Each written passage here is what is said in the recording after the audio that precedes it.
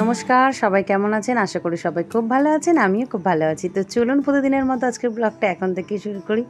আজকে বাবুকে স্নান করিয়ে আমিও স্নান করে এখন বাবুকে ক্রিম মাখাতে বসিয়েছি। আসলে এখনও তেমন করে সাবান আমি কখনোই দিইনি।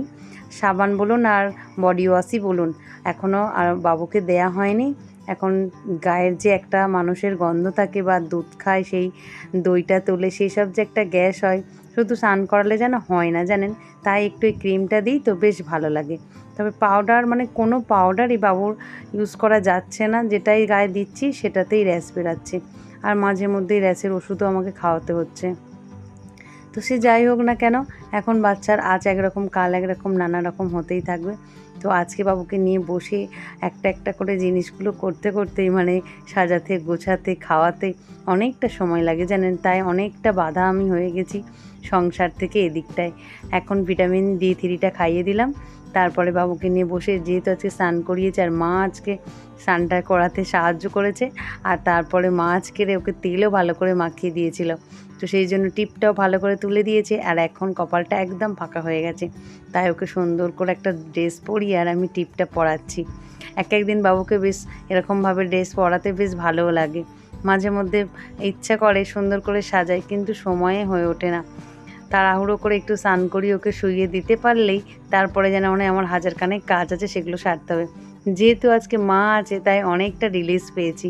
তাই মা ওদিকে টুকটাক কাজগুলো সারছে আর আমি বাবুকে নিয়ে অনেকটা সময় কাটাতে বসে গেছি।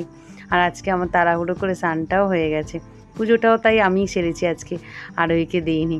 আরোহী এখন স্নানে গেছে আর মাও এখন টুকটাক কাজ করে তারপরে স্নান করবে। তো আমি সেই ফাঁকে বসে বসে বাবুকে একটু সাজানো গোছানো করাচ্ছি। তবে এত খুশি আনন্দের মধ্যে আরোহীটার একটু মন খারাপ, কারণ সব বন্ধুরা মামার বাড়ি যাচ্ছে এখন, যেহেতু গরমের ছুটি পড়েছে।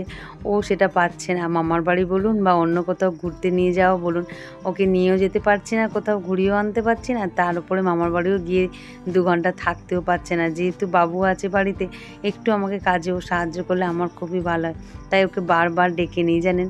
তাই ওর মনটা খুবই খারাপ এবছরে যে ভাইয়ের কারণে আমি কোথাও যেতে পারলাম না। সারাদিন বাড়িতে কাজ আর পড়াশোনা, এই দুটো নিয়েই চলছে। তবে হ্যাঁ, মাঝে মাঝে ভাইকে বেশ কোলে নেয় এখন। কিছুটা সময় পেলেই ওর কোলেই আমি দিয়ে দিচ্ছি। তারপরে তো অসীমা আছে, নেয়।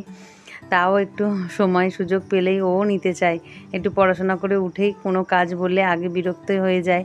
তারপরে আগে ভাইকে নিয়ে তারপর সেই কাজটা করে। সে যাই হোক, 2 ভাই বোন এইভাবে কুলছুটি করে তো থাকবেই। আর বাবুকে মোটামুটি আমার সাজানো গোছানো হয়ে গেছে। এবারে দুপুর হয়ে এসেছে। দুপুর মানে অনেকটাই বেলা হয়েছে। সবাই স্নানও করে চলে এসেছে। এবার খাওয়া দাওয়া শুরু হবে। আজকে অসীমা, মা সবাই একসাথেই আমরা খাওয়া দাওয়া করব। সে যাই হোক, চলুন, বাবুকে আমার রেডি করা হয়ে গেছে। এবারে আরোহী এসে একটু কোলে নেবে। তারপরে আমি খাবার বাড়তে যাব। আর আজকে বাবু স্নান করে উঠেও ঘুমায়নি দেখুন। হয়তো আরোহীর কোলে থাকবে, তারপরে একটু ঘুমিয়েও পড়বে। নাকে ড্রপটা ওই জন্য দিয়ে যাচ্ছি আমি। এই কাজগুলো রেডি করে দিলে আরোহী কোলে নিয়ে একটু নাড়লে ঘুমিয়ে পড়বে। তো চলুন, ভিডিওটা আজ এখানেই শেষ করছি। আগামীকাল একটি নতুন ব্লগে আবার দেখা হবে। সবাই সুস্থ থাকবেন, ভালো থাকবেন, সবাইকে ভালো রাখবেন। আর ভিডিওটা কেমন লাগলো অবশ্যই কমেন্ট করে জানাবেন। ভালো লাগলে একটা লাইক, সাবস্ক্রাইব করে পাশে থাকবেন। চলুন, টাটা।